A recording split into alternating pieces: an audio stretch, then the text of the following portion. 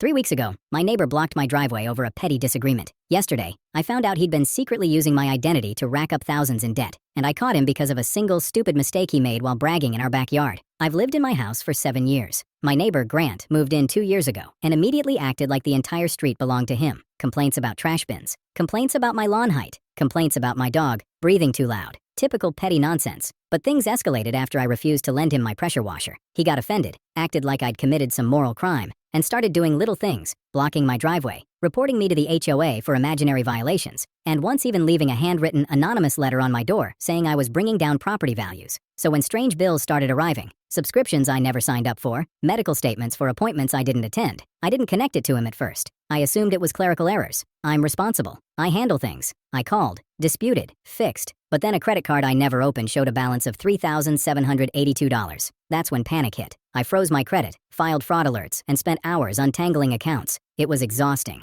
I kept asking myself why someone would do this to me. I barely leave my house besides work. I'm quiet. I mind my business. The breakthrough came because Grant cannot shut his mouth. One Friday afternoon, I got home early. He was in his backyard with his cousin, loudly venting about how some people don't deserve nice things, and how teaching lessons feels so damn good. I ignored it until I heard him describe, almost proudly, how easy it was to open a store credit account using a neighbor's info who leaves his mail in the box too long. My heart dropped. He didn't say my name, but he described my blue mailbox, my street-facing camera, and even mentioned my dog. He was talking about me, and he was dumb enough to do it right next to the fence where I stood frozen. I didn't confront him. I didn't scream. I didn't even breathe loud enough to give myself away. Instead, I backed away slowly, went inside, and pulled up my security camera recordings. And there it was, twice in the last month. Grant walking past my mailbox, casually pulling envelopes out, opening them on the side of his house, then shoving them in his pocket. Not every day, not consistent enough to notice, but just enough to steal what he needed. I downloaded every clip. I didn't tell my family. I didn't tell my neighbors. I wanted this handled perfectly, with no loopholes.